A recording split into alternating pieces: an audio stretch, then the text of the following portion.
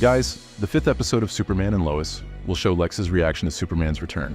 Despite everything, it seems Lex was waiting for this moment, and this episode is the one that finally gives us a bit of relief. I'll tell you why after the intro. So stay with me and I'll explain everything. Please don't skip and take a moment to drop a like. My friends, I'm breathing easier.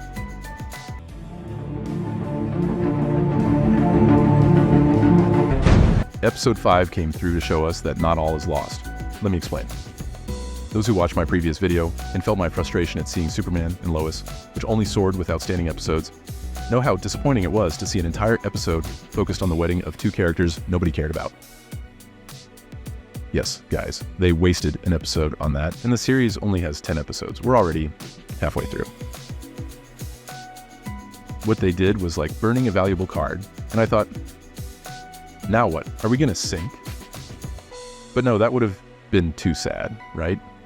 Only one thing would be worse. Finding out you haven't liked this video yet. Come on, help me out, guys. I'm not recording today due to technical problems, but I trust you'll support the channel, and together we'll overcome these financial challenges. Thanks a lot, and let's dive in. This will be a quicker. It's just to clarify a few things. For those new to the channel, I usually make simpler videos to keep you updated while I work late nights without sleep to produce a more in-depth video. Here, we start with Lex Luthor, who's in Metropolis, and, of course, not happy about Superman's return. He's reading some news with his trusted aide. The article is from the Daily Planet, but it wasn't written by Jimmy Olsen. Instead, it's his little sister, Janet.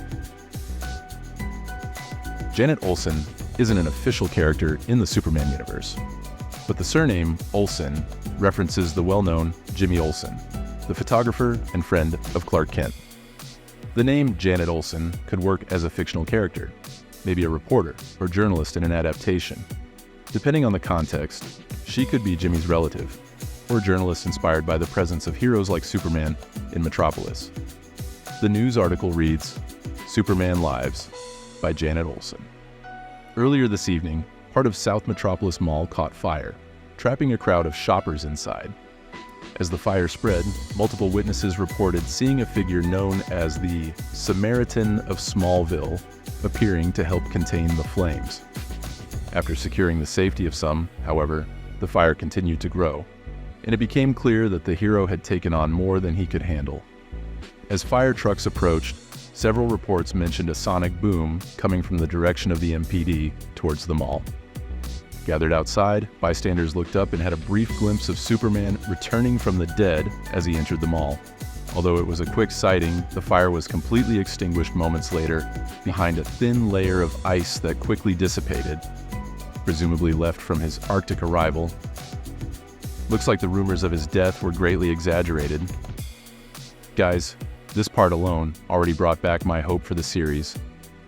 It had a solid beginning, good references, and development that feels like the classic Superman and Lois. Of course, Lex was ready for this. Did you think he wouldn't be? He's known Superman for a long time, so deep down he's just been waiting for this day. The issue is that now he knows Superman's secret, right? And Clark can sense this, which is why he's even more cautious and concerned about Lois, wanting to protect her somehow. At least he's more at ease since Jon has powers now, while Jordan seems a bit lost. The vibe is that Jordan lost that eagerness to become Superman, maybe because Jon has powers now, and he's feeling hurt over it. He accepts it one moment, then doesn't the next. It feels like he's faking it. In the previous episode, it seemed like with Clark's return, the Kent family would start returning to normal. This episode shows that this will only happen if Lex is dead. And now, I don't think prison will hold him anymore. The episode shows us a determined, cold, and calculating Lex, always with an ace up his sleeve. He's the only villain so far who makes you wonder, can Superman really beat him, even with all this help? Does Clark know what he's doing? Those doubts make it all the more thrilling. I'm not saying the episode was perfect. In fact, it wasn't even that close. I mean, this compared to the previous one, and it's hard to top what we saw up to the third episode. Not that the upcoming episodes are bad, but those first 3 were nearly flawless. One point I didn't like as much were the flashbacks, but I understand that they were necessary here, as they reveal more about the moment of Lex's imprisonment, with Superman present and Lex's daughter. Superman looks visibly sad in the scene, even with a hint of doubt in his eyes. Am I doing the right thing? The episode also brings back Clark's concern for Lois, fearing something might happen to her, and shows the important role Jon will play in the plot from here on. Jon shows a more focused, responsible side. Different from the version we've seen until now. Surprisingly, even Jordan seems to get it. And, of course, Jon feels the pressure, but he's more used to dealing with it than Jordan is. I also want to highlight Michael Bishop's growth in the role of Jon. He took on a challenging part and has been impressing with solid acting. Finally, we have the long-awaited reunion of Lex and Superman. Now that Lex knows who Superman is, he doesn't go broadcasting it to the world and keeps his composure, at least for now. They talk without masks. I know who you are and what you did. You know who I am and what I'm capable of. The conversation is straightforward. Stop going after my family. Your issue is with me. Leave them alone. And Lex responds, you started it. You destroyed my family. I'm not leaving anyone alone. In this episode, you see that it's all for Lex's daughter. He's not worried about the billions he lost, but about the time he lost with her. This love is real. Another thing I sensed is that, despite everything, Lois is scared, and Clark is genuinely sad, maybe even remorseful for what he did to Lex. If he could turn back time, would he do it again? In the next video, we'll talk about this.